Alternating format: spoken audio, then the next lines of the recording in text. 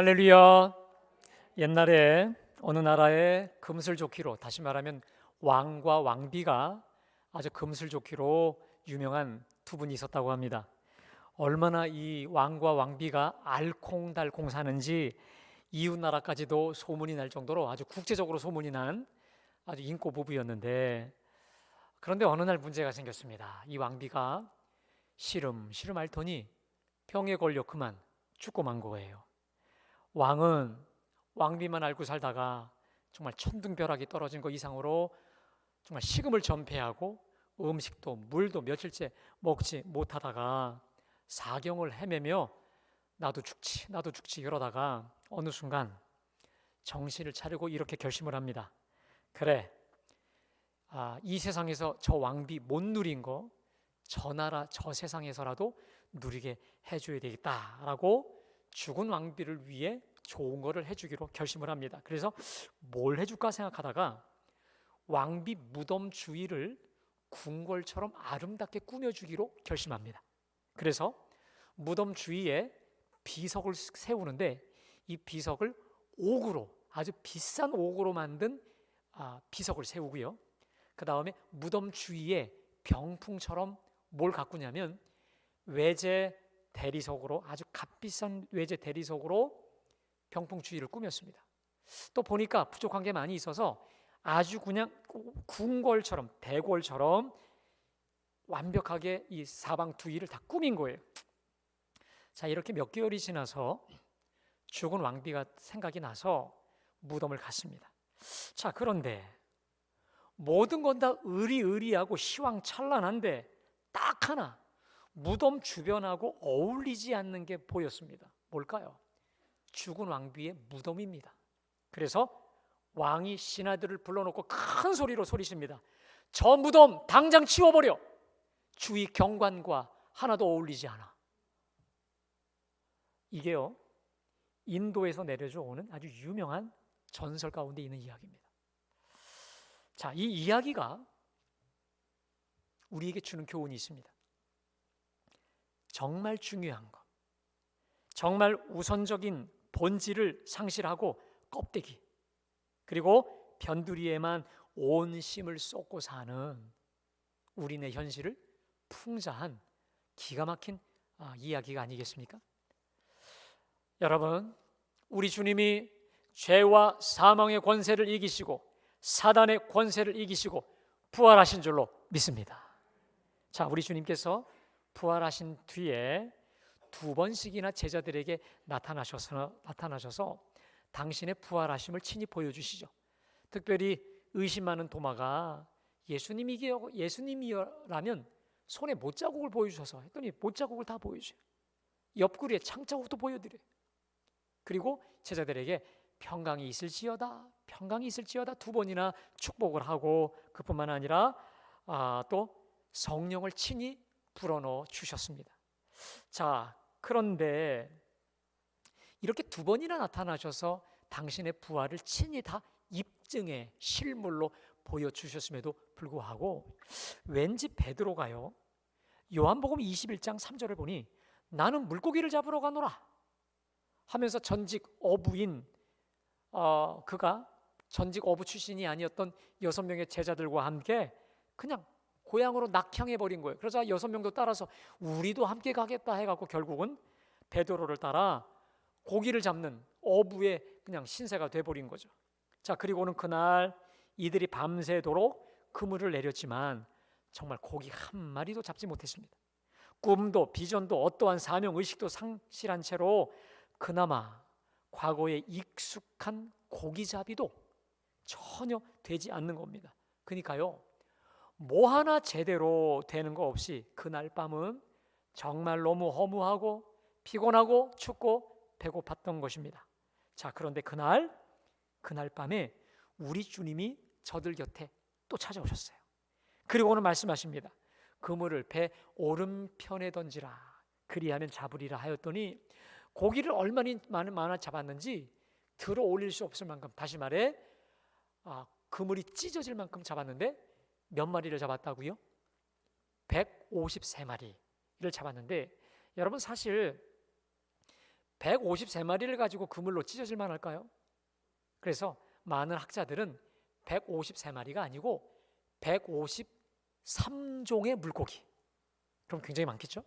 그런 물고기를 잡았다라고 합니다. 여러분 그거 아십니까? 지금도 인기 만점인 볼펜이 있죠. 한번 좀 띄워줘 보실까요? 뭐죠 여러분? 모나미죠. 한번 좀 띄워주실까요? 여러분들 지금도 쓰시죠? 저도 지금도 참 애용하고 있는 볼펜인데, 저기 보시면 모나미 153, 이게 바로 여기서 딴 건데, 저 153 볼펜이요, 우리나라에 1963년도에 보급이 됐다고 합니다. 그런데 이 모나미의 창업주인 송삼석 회장이라는 분이 독실한 크리스찬입니다. 자, 이분이 성경을 읽다가 은혜를 받은 거예요. 그러면서 이런 고백을 해요. 신약성서 요한복음 21장에 베드로가 예수님이 지시하신 곳에 가서 그물을 내렸더니 어마어마한 고기를 잡고 그물이 찢어지지 않았다라고 하는 이것에 영감을 받아서 이분의 믿음을, 그리고 이분의 소망을 그 볼펜에다 새겨 놓은 것인데, 여러분 내 믿음대로 될지어다. 그래서요, 이게요 63년에 출시될 때 153이라고 하는 말이 또 재미난 게, 153 더하면 여러분 몇입니까? 9잖아요. 이 9라는 의미가 한국 사람들이 좋아하는 가보, 즉 9를 뜻하는 숫자이기도 했고요. 그 다음에 그 153의 15, 그 당시에 볼펜이 15원이었다는 겁니다. 이게 요즘 한 300~400원 하는데 15원에 그때 판매가 되어서 그때 획기적인 것이었다고 합니다. 저도 이제 설교 준비하면서 저 펜을 많이 쓰는데, 저는 주로 빨간 펜을 많이 쓰는데, 요즘은 이제 일본 물건 불매 운동을 벌이지 않습니까? 그래서 저 볼펜의 인기가 더 어마어마하게 되었고요. 관공서에 가보십시오. 다 저 볼펜 쓰지 않습니까? 과연 우리 하나님을 사랑하고 하나님의 말씀을 사랑하여 붙잡는 사람들에게 주님은 내 믿음대로 부유함도 풍성함도 덤으로 채워주시는 줄로 믿습니다. 자, 이렇게 고기를 그물을 찢어질 정도로 많이 잡고 나자, 이때 그 순간 저들의 영의 눈이 열려서 사랑하시는 제자 요한이 제자들에게 소리칩니다. 주님이시다 합니다. 그랬더니 베드로가 주님? 하고는 첨벙첨벙 그냥 해서 주님께 빨리 이제 같이 달려간 것인데, 여러분 그때 진풍경이 하나 발생합니다. 그때 상황이 어떤 상황이냐면, 이제 해가 뜨기 직전에 아직 어슴푸레한 새벽 어두운 미명 밝기 전에 어디선가 누가 숯불로 불을 밝히고 있어요. 누굽니까? 우리 예수님께서 밤새 고기 잡느라 춥고 떨고 배고파 있는 제자들을 위해서 그 숯불에다가 고기를 굽고 특별히 떡도 준비하고 계신 거예요. 그래서 예수님이 제자들에게 말씀하십니다. 지금 잡은 고기 좀 가져와라 하시고는, 여러분 회를 처먹어도 괜찮을 고기를 숯불에다가 구워 먹으니 얼마나 여러분 입에 살살 녹겠습니까? 지금 점심시간에 가까이 오는 것 같아요, 그죠? 네, 그런 상황인데, 어떤 분들이 이렇게 말합니다. 이 숯불을 이렇게 의미를 새겨요. 베드로에게는 잊을 수 없는 참담한 숯불이잖아요. 왜냐하면 숯불 밑에서 이 여종, 제사장의 여종 앞에 3번이나 예수님을 부인하지 않습니까? 그래서 어느 분들은 이렇게 말합니다. 저 숯불은 예수님께서 의도적으로 구현하신 것인데 베드로로 하여금 돌이키게 하시려고, 회개하게 하시려고 한 것이다라고 보통 얘기하는데, 여러분 우리 예수님은 그렇게 뒤끝이 길지 않습니다. 뒤끝 그렇게 크지 않으세요. 만약에 뒤끝 컸으면 이렇게 2번, 3번 찾아오시지 않아요. 한 번 딱 찾아왔을 때 아니죠. 그럼 돌이키시지 않겠습니까? 그거보다는 그냥 숯불에서 추웠던 저들이 옹기종기 모여서 따뜻하게 몸 녹이게 만들고, 여러분 밤새 그 찬 불에서 얼마나 온몸이 얼어붙었겠어요. 숯불에서 녹이고 특별히 지금 잡아온 고기로 구워서 지금 저들에게 대접하고 있는 거 아니겠습니까? 여러분 지금요 저들이 예수님이 구워주시는 생선을 먹으면서 말 한마디 하고 있지 않습니다. 누구도 말하지 않고 침묵 속에서 조용히 먹고 있는데 우리 예수님의 얼굴이 어땠을까요, 여러분? 지금 생선을 구워주면서 이 제자들에게 나누어 주시는 우리 예수님의 얼굴에 얼마나 제가 볼 땐 따뜻함이 있었을까? 저희 장인 어른이요, 살아계실 때 이렇게 말씀이 많지는 않으신 분인데 언제 정말 천사처럼 얼굴이 피시냐면 우리 아들한테 뭘 먹이실 때, 우리 아들을 안고 기뻐서 보실 때 보면 모든 할머니 할아버지가 그러시겠지만 정말 천사 그 이상이십니다. 여러분 특별히 우리 할아버지 할머니들이 보세요. 어릴 때 손주들에게 그 갈치 발라줄 때 보세요. 그 가시 밟힐까봐 씹힐까봐 그거 다 발라서 조심조심해서 아따 하면서 이렇게 입에다 주시잖아요. 여러분 지금 우리 예수님의 장면이 행여 우리 제자들이 가시 걸릴까봐 뼈 다 발라주시고 가시 다 발라주셔서 순살코기로 제자들, 자 베드로, 자 입 벌려봐, 주고 도마 주고 도마, 이렇게 정감 있게 가장 따뜻하게 생선 발라주시지 않겠습니까? 여러분 우리 예수님이 얼마나 이때 바지런하게 우리 제자들 위로하면서 그거 입에 먹여 주셨겠습니까? 자 그러면서 무언이지만 말씀하시지 않지만 이런 말씀 아닐까요? 얘들아 괜찮다, 괜찮아, 편하게 먹어라, 내가 다 이해한다, 많이 춥고 배고팠지, 어서 먹고 힘을 내라, 다시 시작하자. 여러분 얼마나 훈훈하고 따뜻하고 정감이 넘치는 장면일까요? 어디서입니까? 갈릴리 호숫가에서. 이 갈릴리 호수는 예수님이 제자들과 처음 만난 곳입니다. 가장 처음 만난 그 처음으로 다시 돌아가서 그곳에서 지금 이 진풍경이 연출이 되는 건데, 저는요 아직 갈릴리 호수를 한 번도 가본 적이 없습니다. 근데 제가 성지순례를 가면 요거 꼭 해야 되겠어요. 요거요. 새벽에 거의 새벽 밝아오기 바로 전에 숯불 펴놓고 물고기 미리 사다가 한번 이거 우리 예수님의 진풍경을 한번 좀 연출을 한번 해보면서 예수님과 무언의 대화를 한번 나눠야 되겠습니다. 사랑하는 여러분, 주님은 주님의 12제자를 먼저 찾아가 부르셨죠.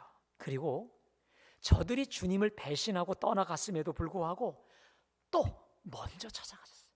언제나 주님은 먼저 찾아가셔서 먼저 찾아가시고 다시 시작하신 것처럼 오늘 예배에 오신 분들 어떻습니까? 여러분들이 먼저 주님을 찾으셨습니까? 주님이 여러분들을 찾아오셨습니까?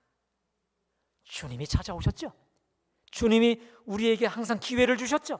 저를 가만히 봐도 그래요. 전 모태신앙이고요. 어릴 때 우리 어머니가 성경 암송대회에서 1등을 하셨다고 제가 태어나기 바로 직전에 제 이름이 영생이 됐고 제가 목사비 팔자가 됐는데요. 저는 그러나 제가 어릴 때부터 제 앞으로 될 곳이 목사였다고 할지라도 제가 가만히 보면 제가 먼저 주님을 찾았던 적이 없어요. 제가 먼저 주님을 사랑했던 적은 털끝만치도 없어요.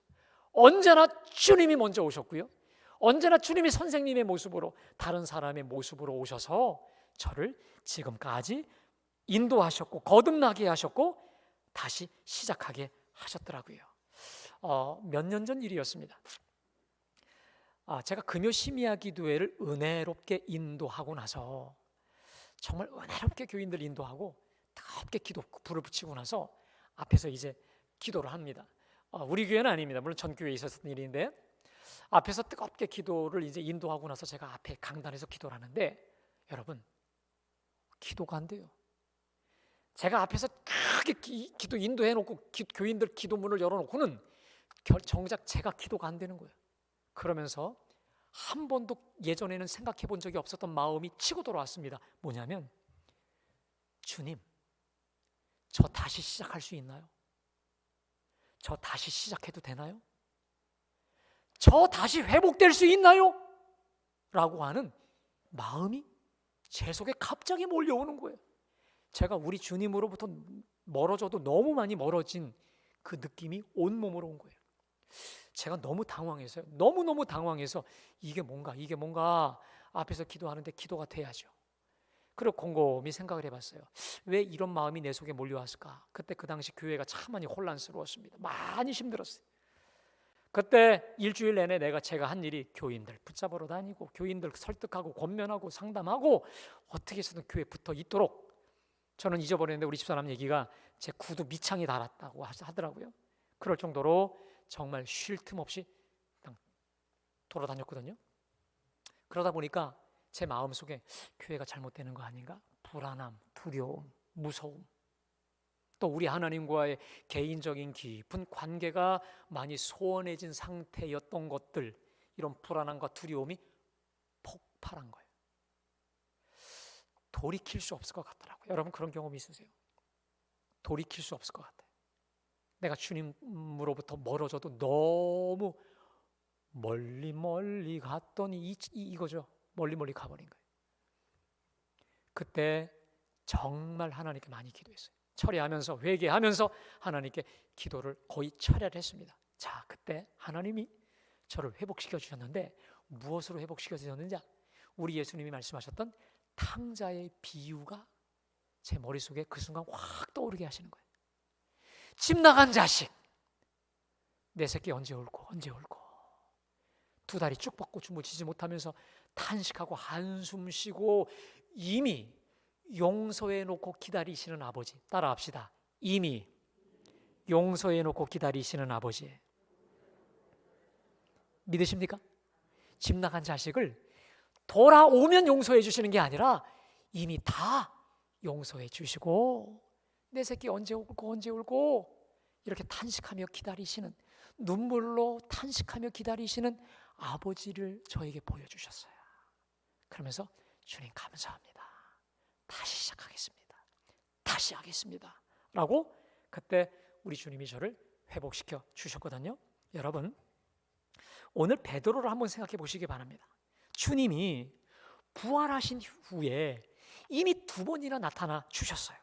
제자들, 특별히 베드로를 찾아가 주셔서 당신의 이 부활의 증거를 분명히 다 생생히 보여주셨잖아요. 그리고 너희에게 평강이 있을지어다, 너희에게 평강이 있을지어다, 샬롬 하시면서 입을 후 불어넣으시면서 성령을 불어넣어 주셨잖아요. 여러분, 아마도 이 제자들은 오순절날 성령을 받기 전에 우리 예수님께서 성령을 받을지어다 후 하면서 숨을 불어넣으실 때 이미 그때 받지 않았을까 할 정도로 이렇게 특별하게 주님이 찾아와 주셨는데, 문제는 이 베드로는 하나도 기쁘지 않아요.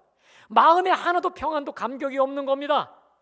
성령을 불어넣어 주셔라 해서 받았어도 충만함도 전혀 못 느끼겠는 거예요. 그러면서 오히려 나 고기 잡으러 간다. 여러분, 뭐가 문제였을까? 지금 베드로 속에 들어차 있는 상처, 트라우마 때문이었습니다. 어떤 트라우마였을까?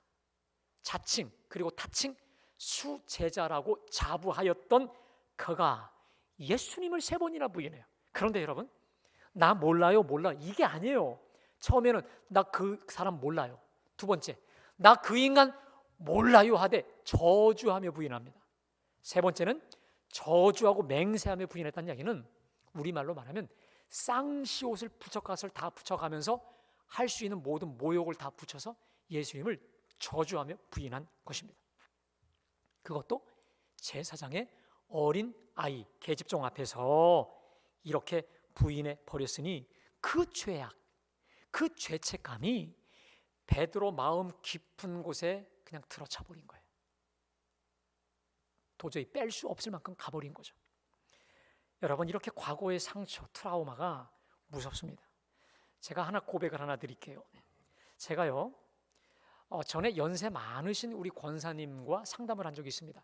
물론 우리 교회 교우는 아닌데, 근데요, 그분이 어떤 분이냐면 남편이 장로님이시고요, 그리고 교회 헌신하는 분이시고, 또 새벽기도, 또 주일 예배, 금요 심야 모든 예배 안 빠지세요.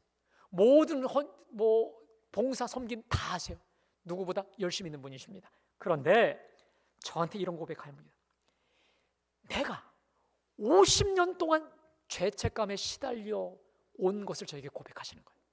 그러면서 저에게 눈물을 뚝뚝 흘리시면서 얘기하시는데, 여러분 자그마치 50년, 그때 제 나이가 40대 중반이었으니까 제가 살아온 것보다도 더 많은 세월을 죄책감에 시달려 살아셨는데, 그러니까 이분이 이 50년간 죄책감에 눌려서 조금이나마 그것으로부터 씻음 받고자 예배면 예배, 봉사면 봉사, 기도면 기도.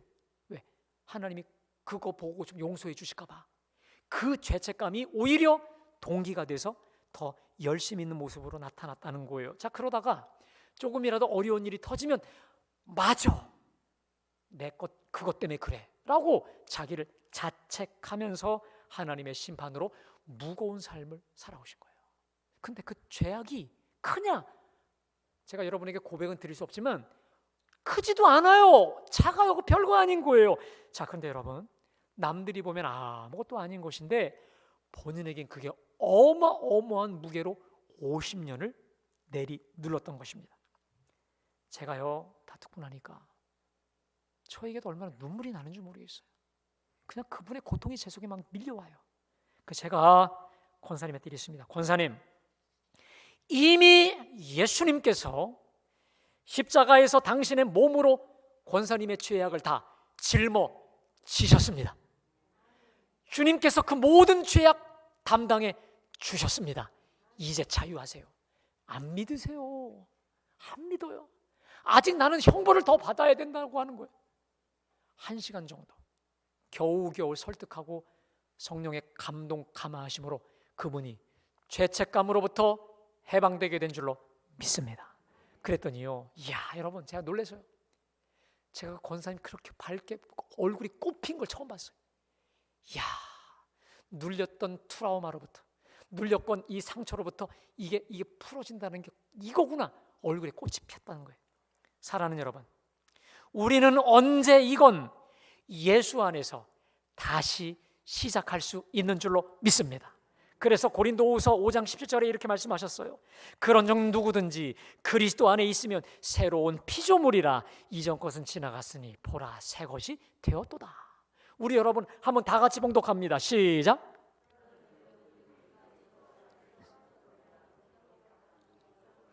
보라 새 것이 되었도다. 여러분, 이 말씀하신 대로 누구든지 언제든지 주 예수님 안에서 다시금 회복되어지고 다시 새로워질 수 있는 자들이 우리임을 믿으시기를 축원합니다.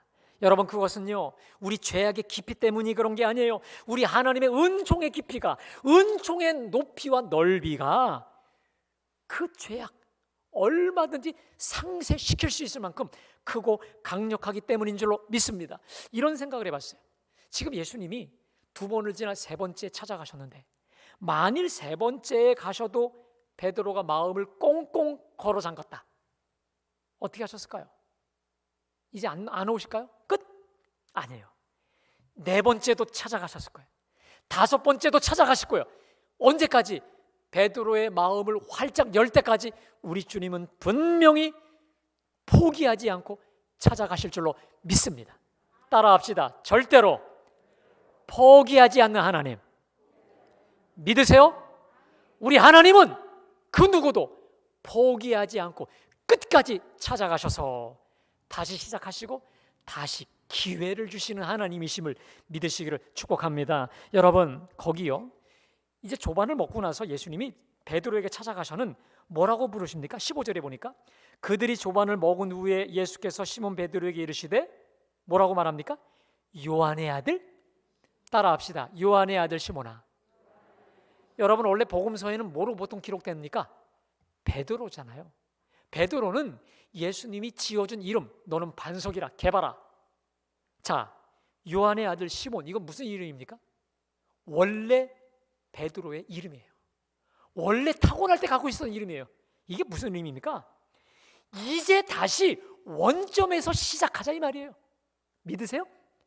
그것도 어디입니까? 갈릴리 호수, 주님이 처음 만났던 처녀지, 바로 이곳에서 나와 함께 다시 시작하자라는 거예요. 내가 너를 절대 포기하지 않고 다시 일으켜 세워줄 것이니 다시 시작하자라는 거예요. 그리고는 베드로에게 15절에서 이렇게 물으시죠. 요한의 아들 시몬아, 내가 나를 사랑하느냐? 이것들보다 나를 더 사랑하느냐? 또 질문하십니다. 요한의 아들 시몬아, 내가 나를 사랑하느냐?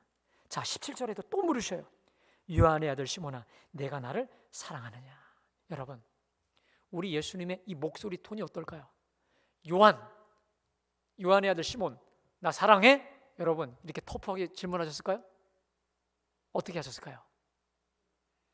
제가 목소리가 낭낭하면 좀 이렇게 잘 봉독하게 낭송할 텐데 이러지 않았을까요? 요한의 아들 시몬아, 너 말이야, 이 사람들보다 나를 더 사랑하니? 아멘? 좀 여러분 좀 느글느글 하십니까? 하여튼 좀 연습을 좀 많이 할 걸 그랬어요. 하여튼 우리 예수님이 하실 수 있는 가장 따뜻하고 가장 친절한 온기 있는 억양과 음성으로 말씀하시지 않았겠습니까? 한번 다시 또 할 겁니다. 요한의 아들 시몬아, 내가 이 사람들보다 나를 더 사랑하느냐? 할렐루야.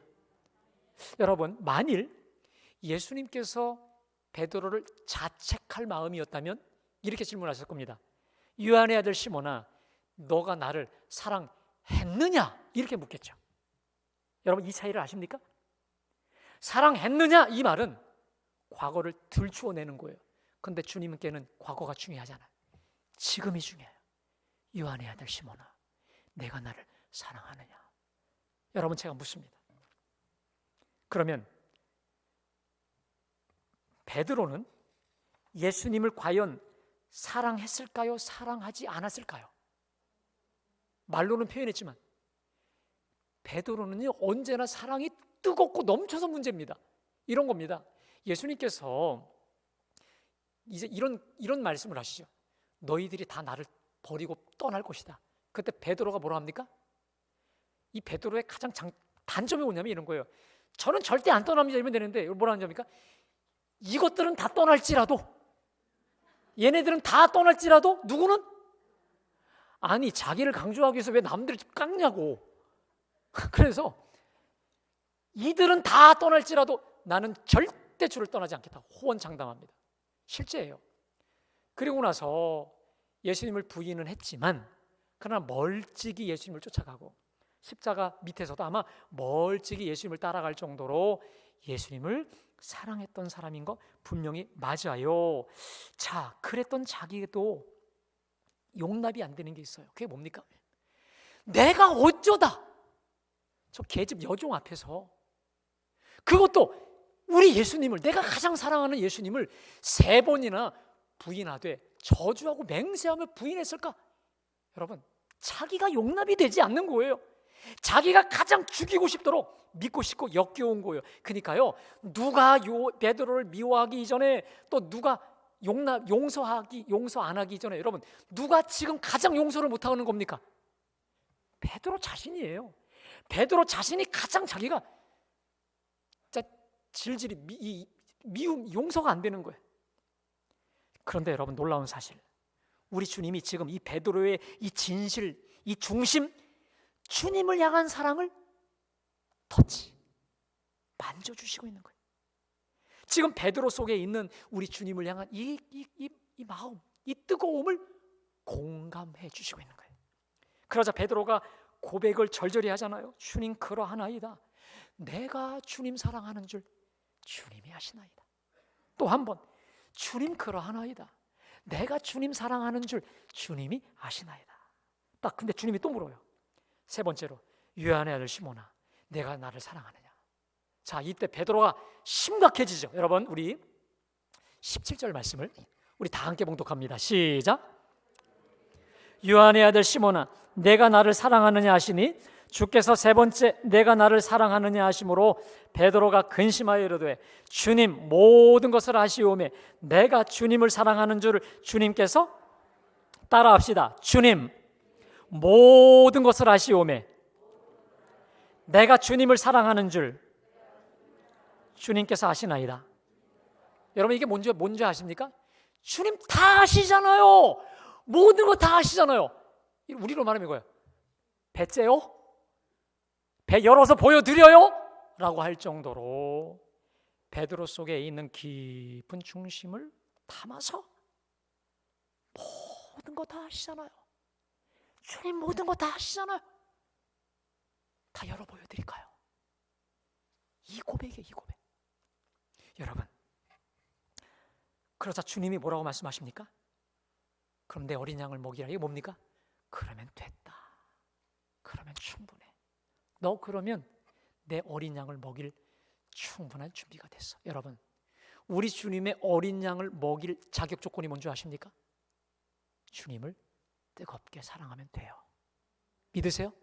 다른 거 좀 부족해도. 여러분, 한번 이런 질문을 드리겠습니다. 우리 주님이 지금 3번 물으시고 3번 답을 하게 하시죠. 왜 그러셨을까요? 여러분, 뭐가 떠오르세요? 3번 계집종이 질문을 하고 베드로가 3번 부인하죠. 이거와 대비되는 겁니다. 다시 말해, 주님은 지금 구겨져 버린 베드로의 자존감을 회복시켜 주시고 있는 거예요. 다시 말해, 주님을 3번이나 부인하였던 그 베드로를 향해 너 나 사랑하니? 예, 주님, 내가 주님을 사랑하는 줄 주님이 아시잖아요. 이걸 3번 연거푸하게 함으로 인해서 과거의 그 수치 다 벗어버리게 하는 거예요.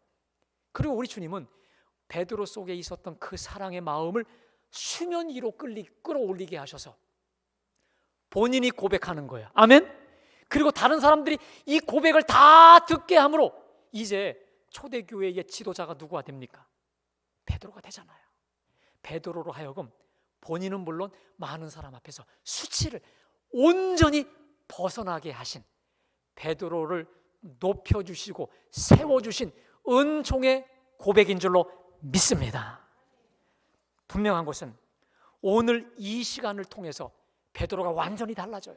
오순절 성령 받기 이전에 오늘 이 사건을 통해 베드로가 완전히 새로워진 채로 성령을 받고 그야말로 기가 막힌 놀라운 하나님의 사람으로 쓰임받게 된 줄로 믿습니다. 사랑하는 여러분, 우리 주님이 사용하시는, 쓰시는 사람들의 기준은 세상과 다릅니다.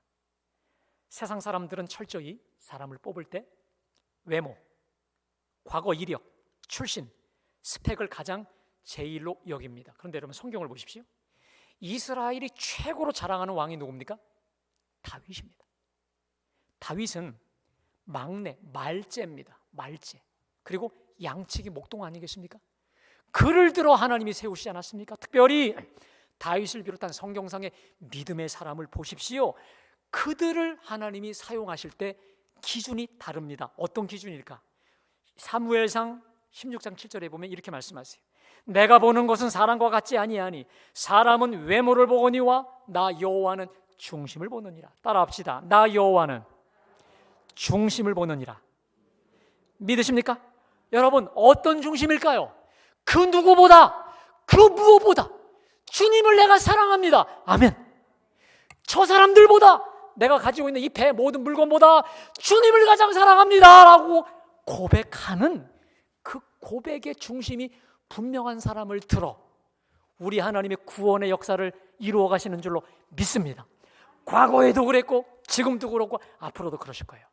여러분, 아무리 내가 모든 걸 다 갖추고 있다 할지라도 아까 말씀드렸잖아요.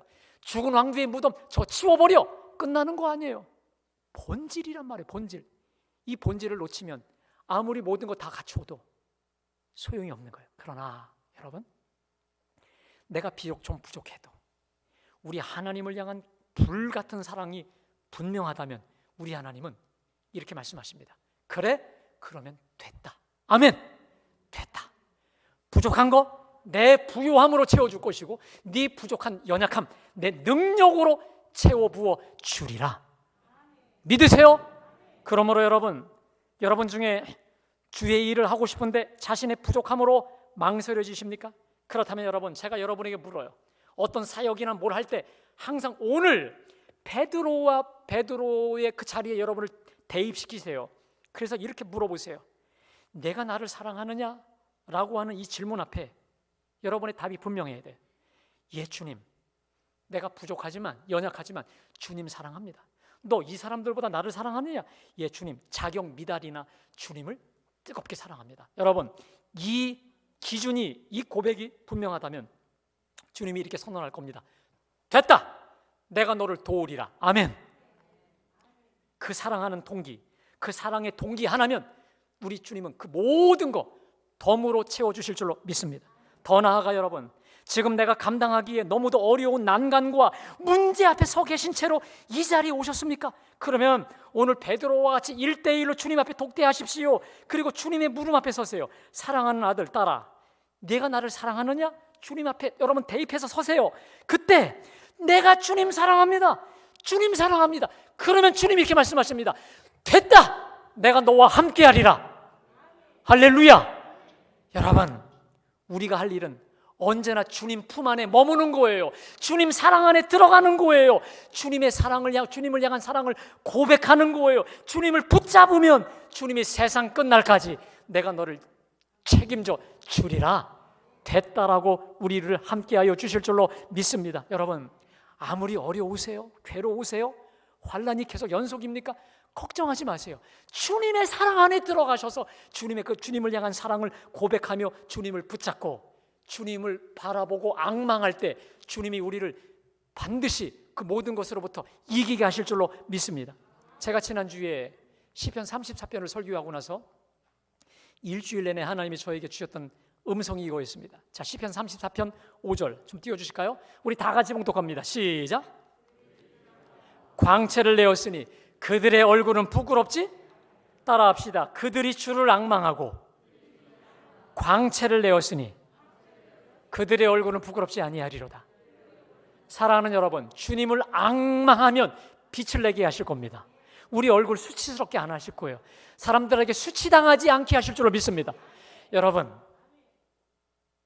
영적 자존감을 가지십시오. 내가 주님을 끝까지 붙잡고 주님을 앙망하며 바라볼 때 주님은 나를 수치스럽지 않게 세워주시고 높여주시고 빛나게 하여 주신다고 하는 영적 자존감을 가지고 가면 주님이 말씀하십니다. 됐다. 내 믿음대로 될지어다.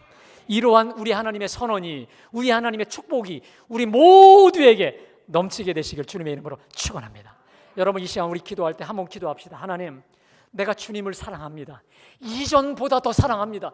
주님 오실 때까지, 주님 품에 안길 때까지 주님 사랑 안에, 주님 품 안에 날마다 순간마다 끊임없이 거할 수 있도록 인도해 달라고 우리 주여 한 번만 부르고 다 같이 기도합니다. 주여,